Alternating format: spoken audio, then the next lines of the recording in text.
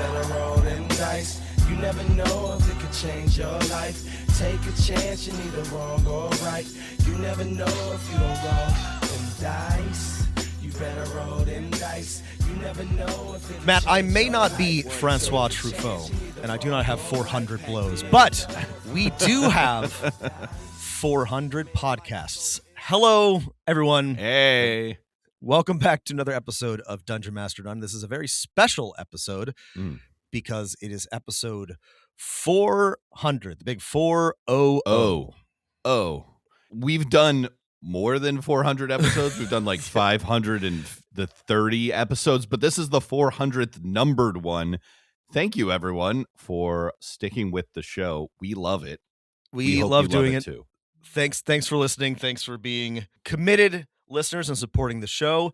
Yeah, we're gonna fix the numbering system. They're all just gonna have numbers from now on. I realized that when I was putting this together that technically it's number 400, but sometimes we put ones in the main feed that are just labeled bonus, and then we have our Patreon episodes. And Rob, yeah. No. I've already done this in the metadata. I've switched to a Lev Grossman, the magician style magic numbering system. So like you need to know the position of certain constellations and the moon, and both Rob and I's exact latitude and longitude as it relates to, where magic was invented. Of course, Florence, Italy, the Florence meridian. So that's right. The coordinates are based off the Florence meridian, not the cursed Greenwich so-called prime meridian. So if you are wondering what episode you're listening to, you will have to consult the chart that Matt is describing. We'll link it in the show notes. But just know that for now, this is episode 400. Our listeners need to get slightly better at their magic. And so that's I'm just trying to help you level up your wizarding skills. It's important. I believe this firmly, Rob. Like I am team wizard over team sorcerer, cleric, warlock. True. That's bullshit. You got. They didn't have to work for it, Matt. They didn't have to put any effort in. They just woke up one day and they could do magic. I mean, that honestly, how could that possibly compare to the effort, the training, the discipline that is required to become a wizard? Honestly, it can't even compare. This is a great example because it's thinking about these types of things is why we love being a DM, which after a short aside, we'll be doing a couple episodes talking about just how much we love this hobby as a way to celebrate the big 4-0. We're over the hill. I think our life expectancy is in human terms plus 0. So, yeah. I mean, that's, this is our 400th episode. We have now been doing this show for gonna be 8 years soon, and not that soon. It's 7 years, and I love doing it. It's fun. I love being a game master. I love this hobby. It has been very rewarding to put more time and energy into this. One of the more rewarding things that I do with my time. And yeah, we want to talk about that and reflect on it. A big part of this show is to support you, our beloved Game Master listeners, and to encourage other people to take up the mantle, because our constant refrain is that anybody can GM, and I still think that's true. And a part of that is what I love about it. And I some think people can't GM. Peter Thiel, Elon Musk. Elon Musk could not GM. You're both banned. Yeah, you are only forbidden. Ones. It's a very short list. But yeah, I think most people can, and I think it's very rewarding, even if you don't think that you are necessarily well suited for it. I think you might be surprised, but I think there's a lot to get out of it, and everyone should try it if they can. So yeah, which has been the thesis of the show since the beginning, basically, and I still believe that just as strongly as I did then. Yeah, absolutely. I even it's going to sound really stupid. The belief I already had is now even more strongly held than before. Real stupid. That's how you know it's a thing good to belief. say. Yeah. That's how you know it's real. When you believe something and then you believe it stronger later, that's how you know. That's after 400 500 episodes, we've discovered so many other things that show us how much better anyone can GM is with different campaigns, approaches, systems, different settings. Yeah, we're doing science, Matt. That's the scientific method. We had a thesis and we're testing it, and it's a good thesis. When we started the show, like both you and I had played a bunch of different systems, but like nowhere near as many as we have played now. Like I feel like I was a baby. I know. 7, I feel like 8, I've played like 9 years ago. 3 or 4 times as many as when we started. Well, 8 years ago, a bunch of my favorite games, a bunch of our favorite games didn't even exist yet. Like it's been a very rich, like last 8 to 10 years for the hobby. Like a lot of cool stuff has come out, like Blades of the Dark, Mothership, Mythic Bastion Lands. Like these things did not exist, and now they're part of our day to day or almost our week to week, which is tremendous. Yeah, they're part of our daily routine. We plunge our faces into ice water and we crack open one of these new award-winning systems. Speaking of which, how are your games going, Rob? They're going well. Well, they're going poorly, actually. There's my they're both. My scheduling has once again reached a critical moment where I'm going to have to sort of reorient some of my groups, but that's okay. That's an opportunity. I ran my Mothership campaign for a long time, and it's on semi hiatus, which is fine. And I think I'm going to probably throw together a short Mythic Bastion Land campaign. I'm going to test out some other games that we've been talking about. I'm going to take this opportunity to bring some people in who I haven't played with in a while, and try some new fun, easy things, and we'll see how it goes. Yeah. But yeah, my regular games are, as they often are, but my general playtime is in a good place. Opportunities for me to run games. I will never tell someone not to try Mythic Bastion Land, so I welcome you to join me on this train. We just finished this week. Let's see, session 5 of our Mythic Bastion Land campaign. So that's been going for 7 weeks, almost every week. I've done the hey, I play every Wednesday unless no one can come. Right. And it's worked so far. How are your games aside from Mythic Bastion Land? No, well, yeah, Mythic Bastion Land is great. I have a pool of 8 players, of which 3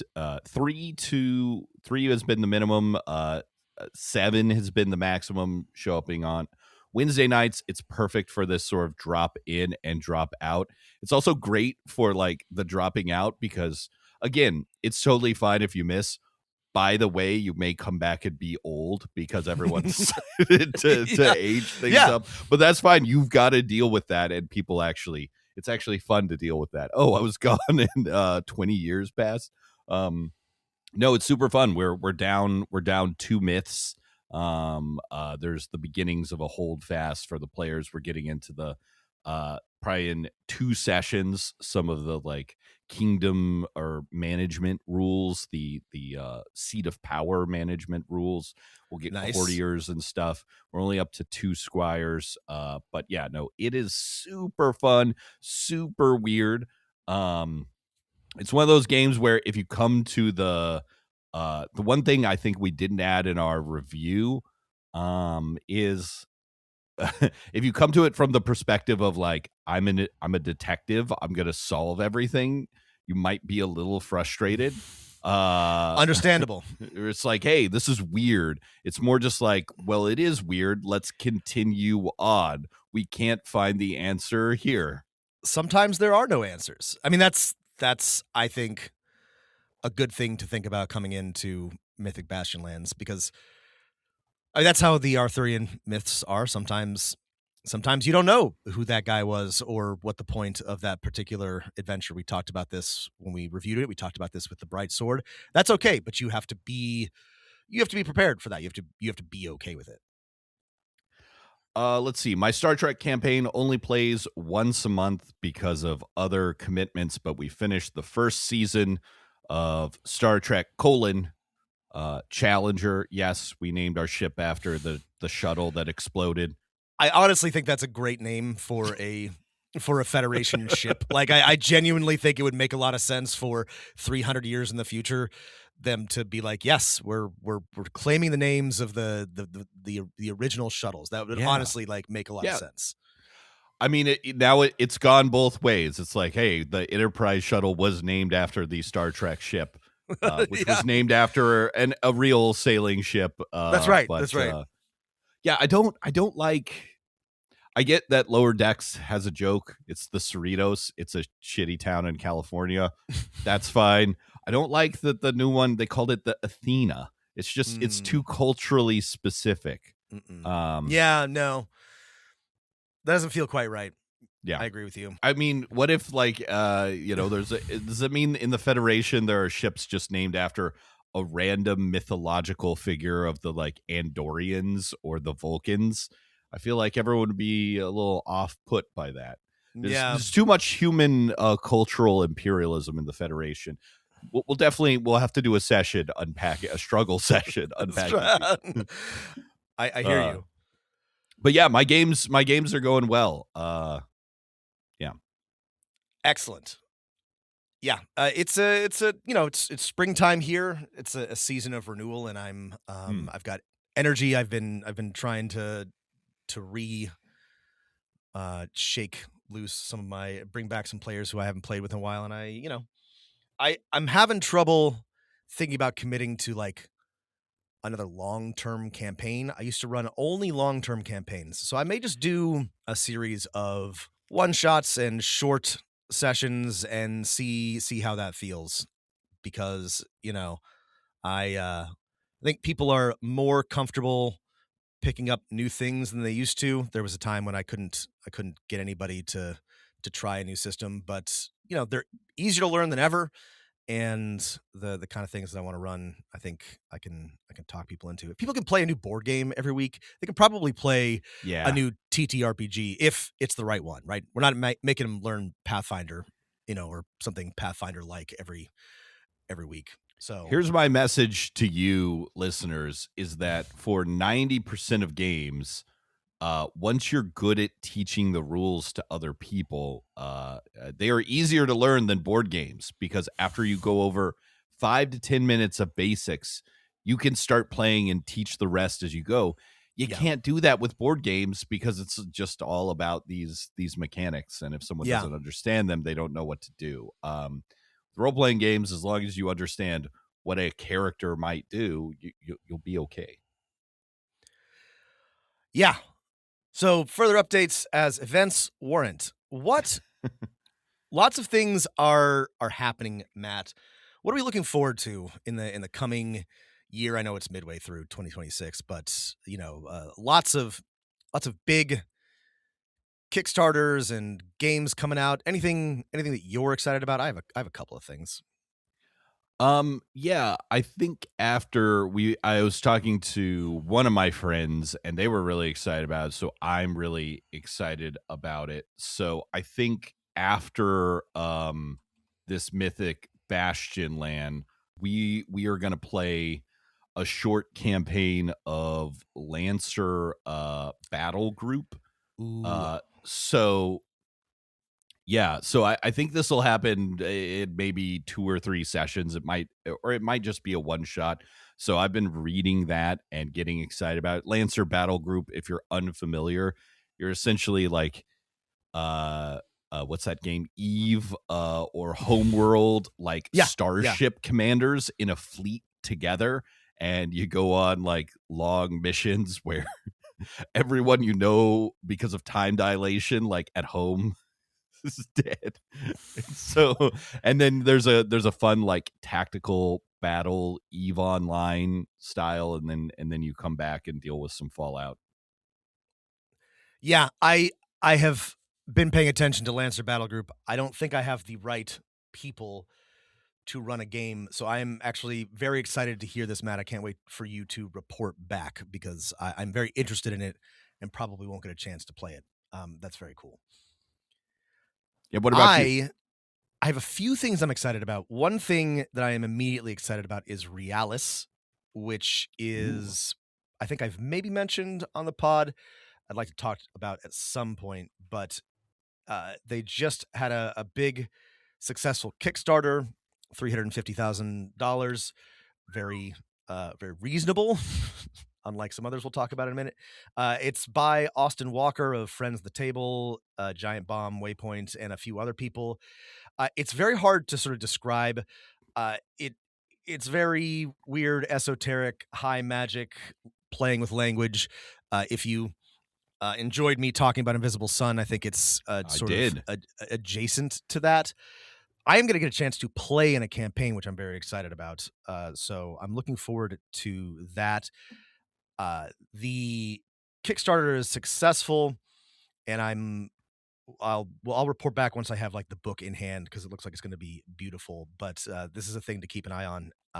IMHO. I'm also very excited about Blade 68.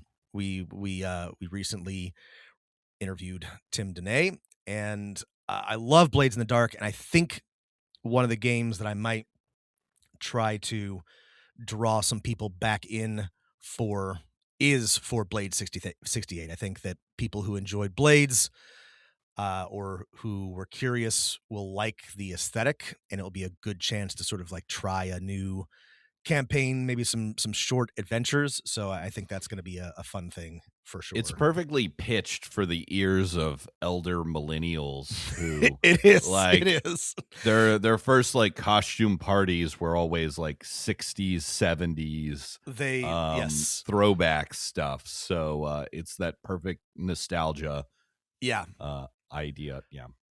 I also don't have any specific plans, but I am, just because I'm a fan, I'm looking forward to the new Apocalypse World, Burned Over. I'm excited for when that releases to see kind of like what it looks like. Me too. Yeah, I'm excited just for us to get some more Pathfinder Adventure Pass under our belt very soon. Yeah. Yes. They're all crazy and wacky from like here on out. We've made it through like all the boring ones.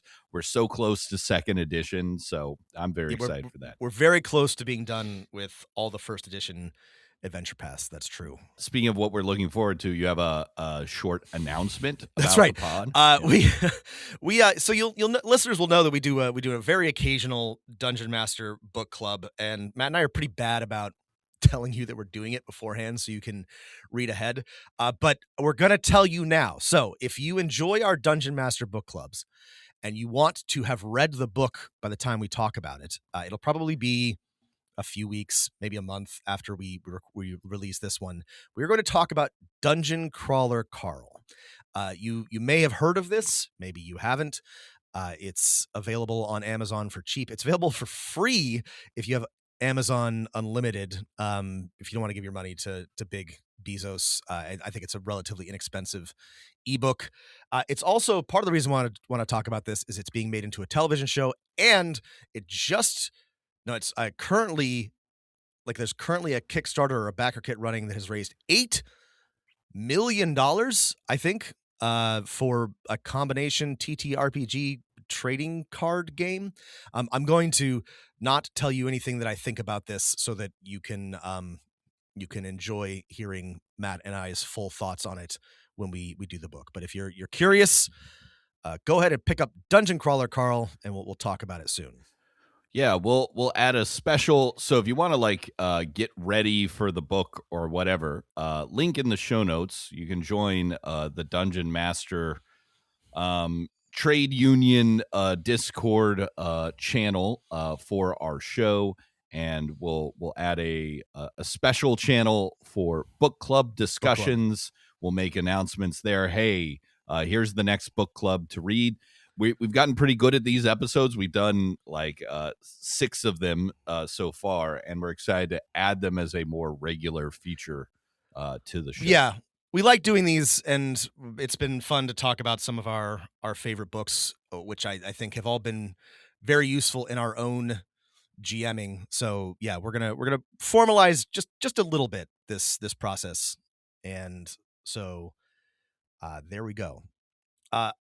Speaking of also wanted- announcements, oh yeah, go ahead. Yeah, sorry, no. A couple announcements, a couple of more quick things before we get into what we love about GMing.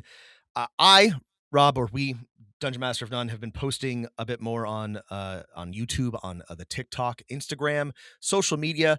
This is very easy to do because our evil platform uses magic AI. It's just machine learning, whatever, to make clips for us. So I don't have to put a lot of effort into it. So I'm going to keep doing it, but I'm curious if any of you are watching them, if any of you came here from those clips, if there's anything good about that, anything more that you want to see. There's a whole conversation to be had about how a lot of people just consume content entirely through short video clips. I'm sure that's none of you. You are all smart, focused people who can listen to podcasts, but I am just sort of curious about how people are finding the pod, if they're interested in this stuff. Like I said, I'm going to keep doing it. It's very low effort, and some people seem to like it. But if you enjoy a vertical video, and listen, I enjoy a vertical video from time to time.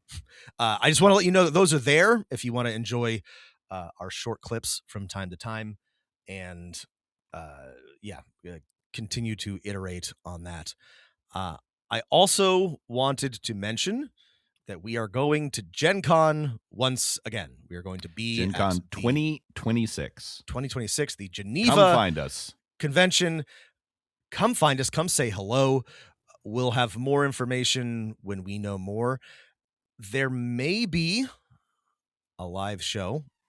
We are still figuring out the details of that. But if you are in the area... Our first live show. If you're going to be at Gen Con or in Indianapolis, come say hello. Reach out to us. We like to meet friends of the pod. If Gen Con doesn't give us our panel to record a live show, we'll just stake up in the our hotel room, and you can. We're just gonna do it on the street. We'll do it on the street. We'll stand outside and set up a PA system and just holler at people. We'll harass people on the street with like, how much do you make a month? And then we'll ask them questions about game mastering. We'll be like, name a woman from fantasy. Name a woman in gaming. Elizabeth Bear. I don't know. Couple more quick things. And a really cool announcement from you. Speaking of book clubs and fiction, what if you didn't have to read for your books, Rob? Right. Could you help me out? What if you want to listen to a story? Well, friends, have I got the thing for you? Did I make an announcement on this? I don't remember if I actually said it on the pod. I have released, at this point, 5 episodes of an 8-episode series called The Oracle, which you can listen to for free on your very favorite podcast platform. They're short, 20-minute or so episodes. It's an audio drama. It's original fiction. It's got a full cast that includes me and some other very cool people. And Rob is a great voice actor, it turns out. Thank you, Matt. All of your improv training and just hanging out with theater kids your entire life has eventually finally paid off. Yield results. So I really enjoyed this. This was a thing that I did over the last year. It's been a lot of fun to take my podcasting experience and do a little something different with it. So I'd love it if you would all take a listen. And the last 3 episodes will come out soon.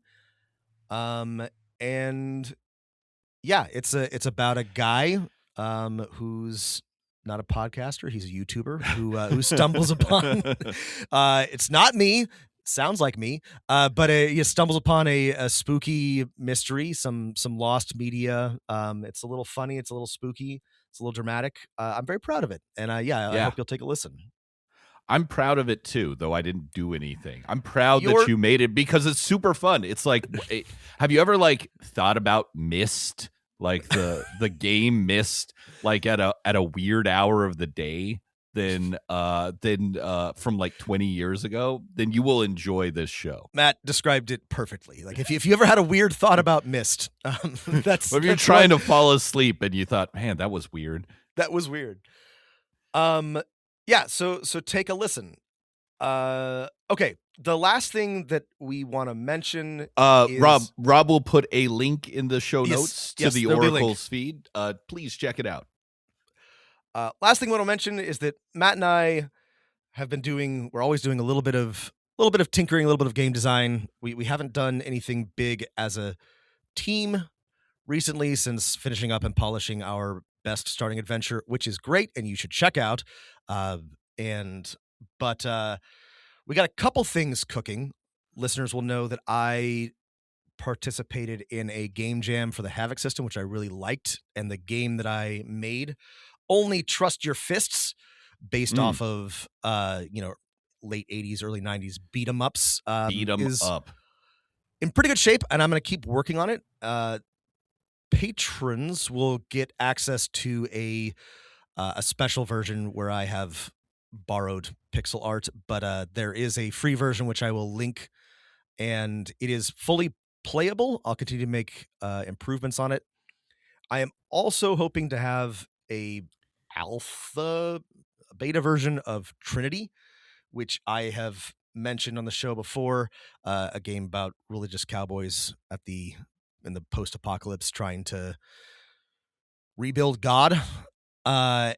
So here, Yeehaw. yeehaw, yeehaw and hallelujah, as they say. And yeah, keep your eyes peeled for that one. Matt is We also are redeemed through That's the right. Red Death. We're That's redeemed right. through the Red Death, you could say. That's right. No, I've been tinkering around with a sort of a print and play mapping game that you can play in one session, and then afterwards you're like, okay, now we have our world map for our fantasy campaign. So you just you draw a map. It's just rules for drawing a map together, but with a little bit of twists, so you don't have complete control. Those of you who are keen listeners will know that this is the perfect game for Matt, and I'm really excited to play test this once it is play testable. So listen for that. One final announcement, which we really probably should have put first, but whatever. We're not organized. But to that point, we're going to get more organized, and one of the ways that we're going to do that is we're going to change the sort of cadence and format of the pod a little bit. Now, don't panic, listeners. This is a relatively modest change, but we're gonna speak way faster. That's right.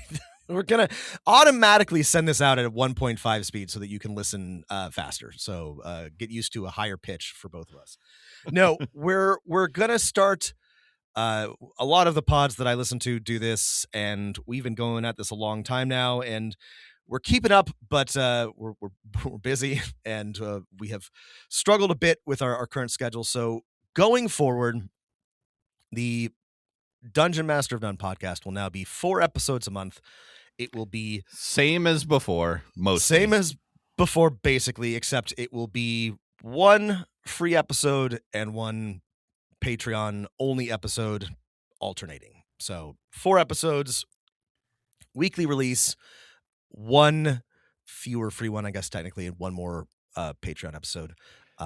This, I think, will make we it no easier. longer feel bad about this, because if you're a new listener, there's like 400 plus free episodes out there for you to listen to, so you won't be starved for content. I was gonna say, we cherish and honor our free listeners, but also there's a great deal for you to listen to, even if we are putting a few more behind the paywall. But I think this is, good going forward. I would like to do more things that are to benefit our generous patrons, because they have allowed us to do a lot of cool things, make more stuff, go to Gen Con, pay our guests, which is a really nice, we don't, it's a small honorarium, but I feel very good about doing that for all of our guests. Shows that we respect their time. So yeah, not a huge change, but a a little bit more consistent. We're also, like we said at the beginning, everything's gonna have a number from now on. There's not gonna be any more bonus or Patreon. Everything is just like a number, and some will be behind the paywall and some will not.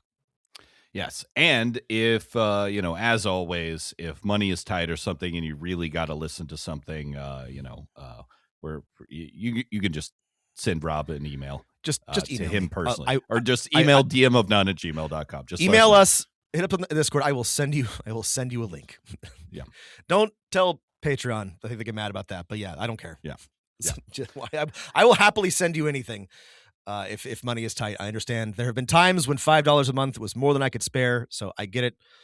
But yeah, that's all. And we'll talk more about this on our Patreon episode, our next Patreon episode. But patrons, start thinking about what more you would like from us, voting rights, etc., etc. Would you like a shout out in the credits? If that's something you're interested in, let us know. Drop us a comment on this episode, or send us an email, or look for a poll on the Patreon. Maybe a poll. Feed. Yeah, pay attention to the Patreon page, though. There will be questions coming up. Yes. All right, Rob, are you ready to talk about why we love being dungeon masters? Always, Matt. I mean, we're always talking about this. For today's episode, I wanted to start with, I think, role-playing games at their core. I was thinking about this over the last couple of weeks. It's mostly just feelings, right? It's mostly just a feeling you have in a social setting, social feeling. Yeah. I think that's a great way to describe it. I agree with you. And not to minimize human interactions, but like a lot of the structured, a lot of the structured activities Rob, I have. Love is just a chemical reaction you have in your brain. Don't I know it? A lot of the social interactions that we have, the structures around them are designed to facilitate these feelings, right? They're designed to evoke a certain type of feeling, whether it's a square dance or a dinner party, right? Like the structure exists to sort of create a groove, right? To make it easy for a vibe, make it easy for people to find their place. And because if you're just sort of mingling, some people are great at any sort of social situation who are just, social butterflies who can thrive, but having some guardrails, having some expectations, I think makes socializing a little bit more comfortable for some people, and it makes it easier to create those feelings and those vibes, and role-playing games are no different. Yeah, let's start there. The type of people, like I'm this type of person, I think you are as well. And this is what I really love about the hobby of TTRPGs and getting to be the game master in them, is that in some ways you're creating a to use a malign term from like 10 years ago, you're creating like a safe space for all types of people, but especially certain types of people that like myself, who struggle to form deeper connections unless there's a little bit of guardrails and structure about what you're doing when you're hanging out. And like that's like a really beautiful thing about our hobby, is that it's still accessible to basically every type of person. But if, I don't know, you have some social hangups or the way your brain interacts with other people needs those guardrails, you do really well at role-playing games. And I think that's beautiful. I think so too. Listen, there's a reason why nerds like this hobby. And it's not just because nerds like fantasy and numbers and whatever. It's because nerds often have some social anxiety or are maligned or otherwise, feel different or other or outcast. And again, not to overstate this, but I do think it is true that TTRPGs provide a good place, a safe space for those people to socialize comfortably, to explore different identities, explore their own identity, to, get to know other people in a way that is, has some structure to it. Many people benefit from that. I mean, I genuinely don't think it is unlike my wife loves a period drama, Matt, and so we watch a lot of, Bridgertons and Pride and Prejudices and Gilded Ages and whatnot, and I enjoy these things too. But I think about how well, I loathe the the elite, structured socializing that you depict there, but there is a purpose to those things, or there was a purpose to those things, like cotillion, or any of God, what's the other one? Quadrille. Yes, I don't yes, know. That's weird dances. yeah, Like, hey, everyone knows the steps. it exists to help Line people dancing, essentially. meet and get to know each other in a safe way, right? Like there are rules and expectations that you can learn and follow, so that you're less likely to make an idiot out of yourself. Now that this has all of its own problems, and but I don't think I think TTRPGs are similar. They're a way for you to get to know people in a structured and safe environment, which is I think a very useful thing. I mean, there's a reason why those structured activities I mentioned take place largely for adolescents and young adults, is because it's a way for them to learn to be like social in the world and exist in society relatively safely as you are figuring out, who you are and how to behave. And, there's some of these sort of things. This is not unique to TTRPGs. There's bar trivia. There's line dancing. Bar trivia, yeah, exactly. There's the terrible activities that HR makes you do at your job. But or unlike all of those, sports, there's dodgeball, there's flag dodgeball. football. I mean, it's literally these are the same thing. Yeah. Unlike all of those things, TTRPGs, and this is a personal opinion that I think you share, listeners, are fun and creative and allow you to know people in a way that you wouldn't in a cotillion or an HR icebreaker. I think that's a really good point, and one of the things that I prefer and I think is different is that you get to be creative in a TTRPG. Mm-hmm. You are not going to get to be creative at a line dance or a cotillion, or a when you're being presented for when your dance card's being filled out at the the Bridgerton's monthly ball. It's you actually get to do some innovation. You get to think for yourself and express yourself, which is often not the case in a lot of the other examples that we mentioned. Yeah, I mean, that's a great next reason why I love being a GM is you get to show off your creativity to your friends. Not all of us are as talented or as hardworking as Rob, where we can, let's say, I don't know, make an 8-part audio drama. But I do believe in the power that all human beings are creative, and having those structures in place to channel your creativity. I don't know, you get to easily impress your friends with your creativity, and it's satisfying in itself. It's what it means to be human. Blah blah blah. Age of AI. Something. It's what's important about us. That kind of stuff. I agree, and yeah, we haven't talked about AI in a bit, and I won't do it now. Yeah, but everyone gets enough of that. Everyone gets enough of it. But that's I couldn't agree more. And while I do have the sometimes the discipline to do bigger things, what I love about TTRPGs and why they're useful to me as a human and as a creator is that it feels fun and low pressure. Like it's a chance for me to try things out. Like I get to, ideas I have, I get to be creative. I get to do a weird voice in a way that is listen, if it doesn't work, no big deal. If Right. And this happens pretty much every other game. I'm like, stakes are so low. We love low stakes. I'm trying out I'm gonna do a Cockney accent this time, and it just drifts into Australian, and I'm like, that's fine, never mind. That didn't work. No big deal. But I think this is a really good tool. I think humans, like Matt, I agree. I think humans are creative beings. We all want to be creative, even if we don't necessarily want to fully make something original from scratch. And I love, you don't get a lot of opportunities to do this in real life, right? When I don't know, jobs definitely don't want you to be creative generally. No. It's explicitly the opposite. So the stakes are so low. Nothing bad will happen if you try something weird and it doesn't quite land.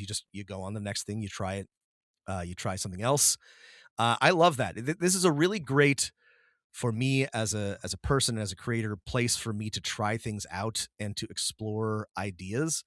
And I think that's true for everybody. I think when players come to my table, I can tell immediately that they've always got something that they're interested in or excited about, that they sort of like want to explore or try on, something from a book that they love, or an idea that they had. And I really love that for TTRPGs. I love, there's not a lot of opportunities in life to be, well, there's not enough opportunities to be creative, period. Yes. But there's very few opportunities to be safely creative in a sort of like, low pressure environment. Yeah, I mean that reminds me of like my next favorite thing about being a GM, which is, being the feeling of surprise and wonder at other people that you get to experience as the person who, put this together, made this happen, right? When your players surprise you by being incredibly creative or unexpected with their solutions. Sometimes it's silly, sometimes it's brilliant. And you're like, oh, the thing you came up with is a million times better than anything I could have come up with all of my like prep and time to work. That solution is brilliant. Oh, by taking a step back, I've allowed you to become a cooler storyteller than I could. I mean, we've all experienced this, right? Our Mhm. players just blow us out of the water with something. What other? You're not going to get this from board games or playing video games with your friends. Yeah, this is so true. I mean, we've both spent thousands of hours doing this, often with sometimes the same people, and you'd think that that would mean that you know what to expect and No, that no, it's absolutely wrong. not true. Wrong. I am still unable to sort of anticipate with as much consistency as I would like what my players are going to do. And It's so good though. it's such a delight. It's like, I mean, how often in life are you surprised by something like, well, life is a bunch of routines and things kind of go the same way.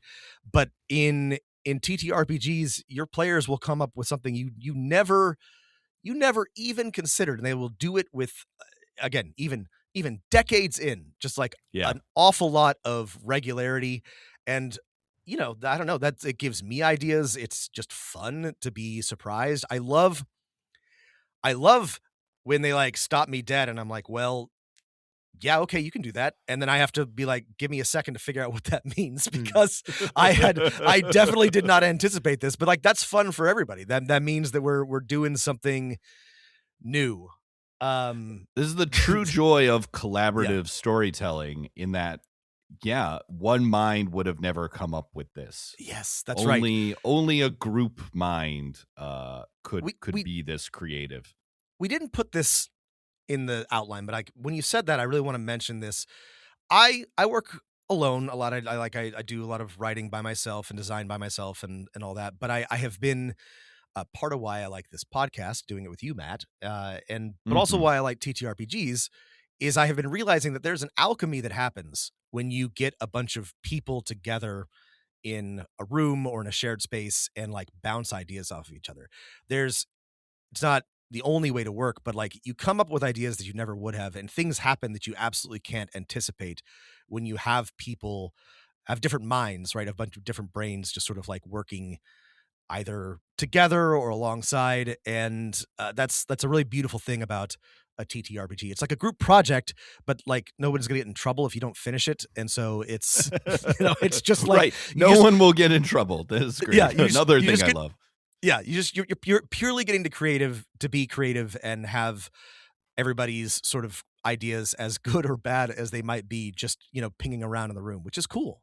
This is a subset of that like surprise, but we all know that like watching stand-up comedy in person is funnier than like Yes. a video online, and we all know that like someone telling a spur of the moment joke is funnier than someone reading from a joke book. And I always like laugh harder at a TTRPG because you're just like in a stand-up routine, you're part of this shared conversation, shared fiction. Mhm. When you're talking with someone, you're inhabiting their like, what's going on at the table. And TTRPGs just heighten that.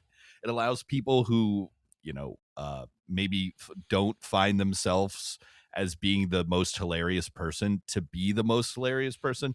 And when someone makes a joke about what's going on in the game, either in character or out of character, God, it's I laugh more than than anything else. It's so great. I love the hilarity of being a dungeon master. This is a good point because this one of the things that it gives people an opportunity to do is be funny, even if they don't think they are funny.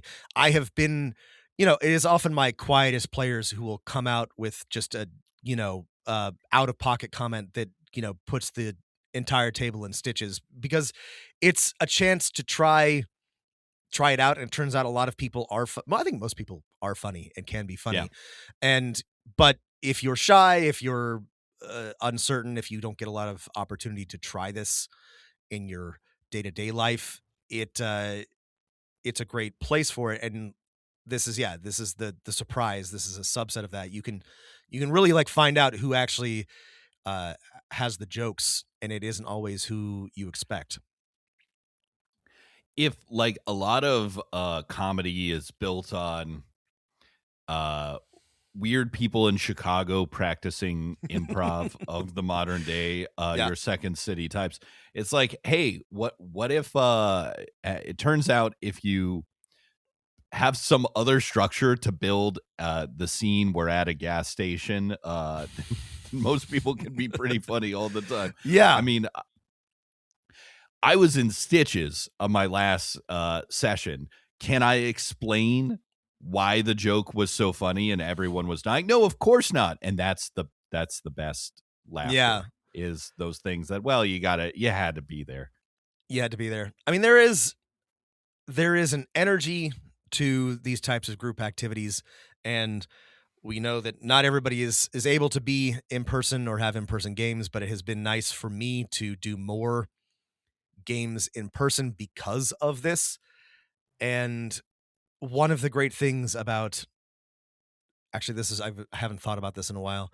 One of the great things about TTRPGs is that it really, you really can't do this with technology. Like they have tried and failed multiple times to automate DMing, to make AI GMs, and it sucks and it's bad and it doesn't work. Ooh. And it's a thing that you sort of like have to do in person with other people, which rules, which is great. It's nice to have those things. I think a lot more people are looking for that at this particular moment, because we are all still entirely too online and isolated, and this is a great safe opportunity to be in person and to be with other people and feel that in person energy. Life is crazy. Life is mad. Don't be afraid. Look, we're That's we're in the age of loneliness. We always have been and always Yeah. will be. And the being a game master allows you to not only like build new friendships with people or deeper friendships with people you kind of know, but it allows you to help other people build those friendships, which will again only enhance your own friendships, thereby reducing your loneliness stat. That's If we're right. thinking of things in DMing terms, I love the building of new friendships that being Yeah. a game master lets you do. I this is a great benefit. A lot of people will say yes to this type of activity more than they might to something like less structured for lots of reasons. And that's a great way to get to know somebody new, to make new friends in a safe, like we said, keep saying safe, easy, structured environment. I have friends who I hang out with very frequently who I met through and got to know through TTRPGs. I have friends who I no longer play TTRPGs with. I have some who are still in my games, but this is a great way to meet new people, make new friends, which is hard to do if you're not a student, if you're not at a job, if you're or you don't like the people at your job, or you know, it's easier than like a a meetup or going to a pottery class or whatever, which are both perfectly fine ways to meet people. But I find this to be way easier for getting to know someone and finding out if you click, if you vibe. Then yeah, it's a really good way to figure out if you get along with somebody. To be quite honest. Yeah, on the flip side, it I mean, I'm instead of saying like usually going you do, but bowling, yeah. you'll find out really quickly if you don't vibe with this person, and that's okay. There are many ways to meet people and deepen or develop friendships, but I think for a certain section of the population, Rob and myself included, being a game master in a TTRPG is, I don't know, the best way. I think it's great. I'm always sort of like vetting people I meet to be like, are you somebody who I want to invite to play in a game? Are we is that going to make us better friends? We're going to Right. be weirded out. Yeah. It's there are other ways that I've made friends in other formats, but it's, to me at this point, it's a really easy way and a very comfortable way to get to know somebody new, It's also just we have said on this episode and many episodes, anyone can DM, but it's Anyone can still DM. an in-demand skill. So if you wanna, it's challenging. It requires effort, but good effort. But if you're willing to put it in, like people are like, oh wow, I've always wanted to play a role playing game, or I've always wanted to play this role playing game, or your role playing game. And so I don't know. It's nice to have something that you can share with other people that they want. It Yes. makes you feel good to It do makes you that feel kind of thing. good. I I It's like cooking sometimes a get nice meal for like people, exactly like cooking a nice meal. It's rewarding. It's challenging, but it's rewarding. And sometimes I get frustrated about the effort that I put in, but I still do it because people are very appreciative and it is in demand. More people want someone to run a game for them than they want to run a game. And oh God, sorry. Windows just yelled at me.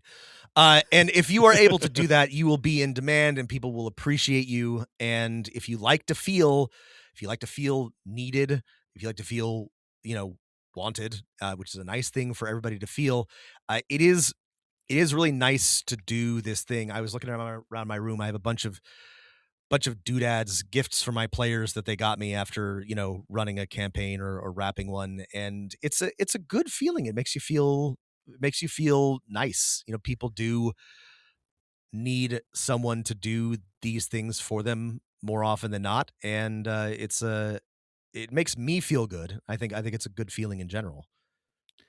Yeah, why have your friends over for a 3-course dinner? There's no point. They could just, cook some beans and rice at home. They could order some takeout. No, it's because it makes you feel good. It makes you feel human Yeah. and alive and connected to other people. And that's also what I love about, tabletop role-playing games is there's no real point, Okay, yeah, That's what you makes can it great. That's you what's can get at me in beautiful the about it. comment. Yes, it's beautiful, and I'm gonna stand by this. You can get mad at me in the comments. You can say, "Oh, it's about there's creating a story or resolving some kind of thing or drama." Sure, people have tried to make it. Oh, you can always turn it into something that like makes you money in a hustle grind culture. We'll turn this into a show. Whatever, like that.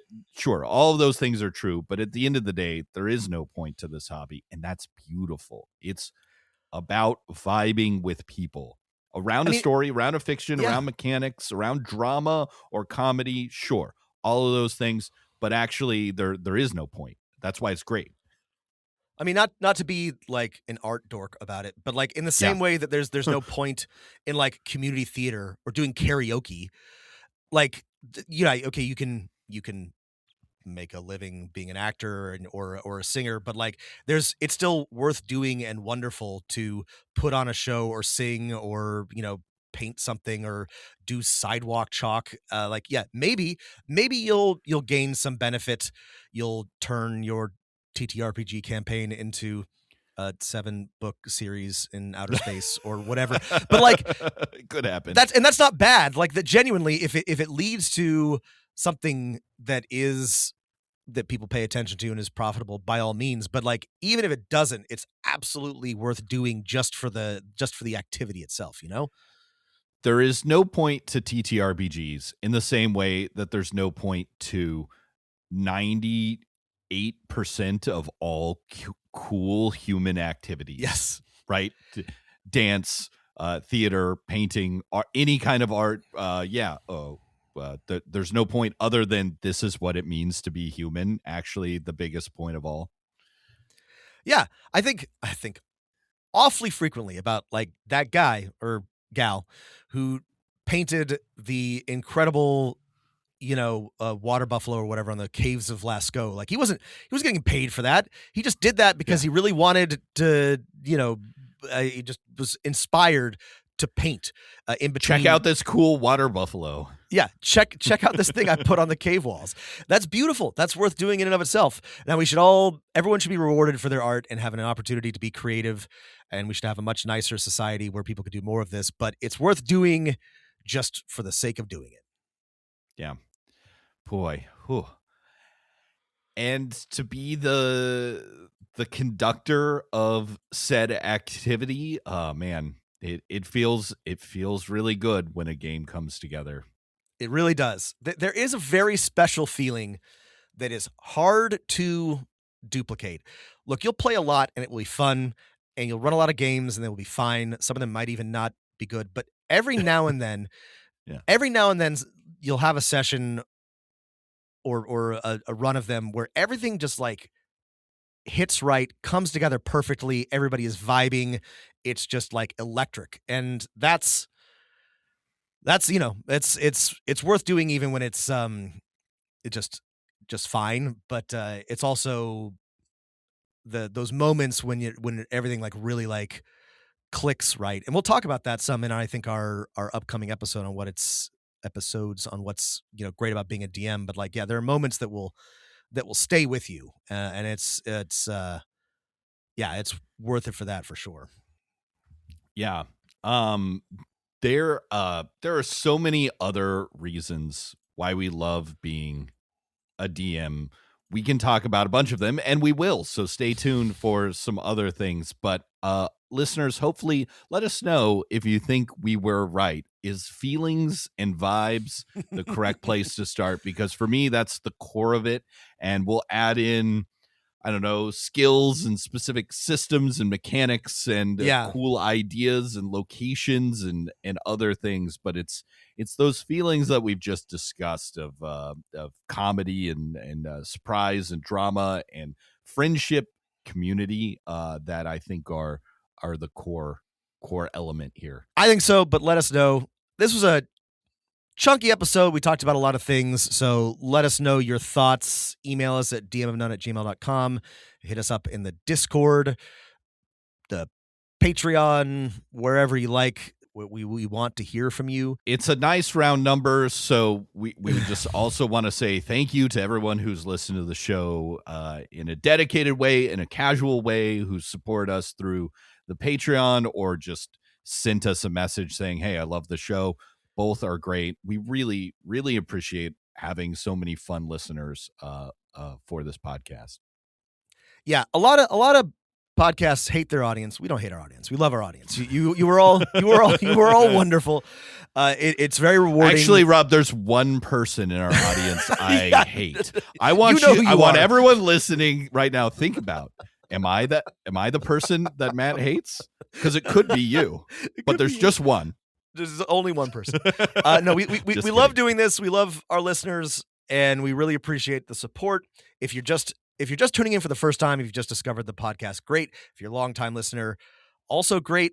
And I'm sorry, sometimes I go back and listen to our early ones, and I'm like, these are fine, but we've gotten a lot better since those first 20 or so.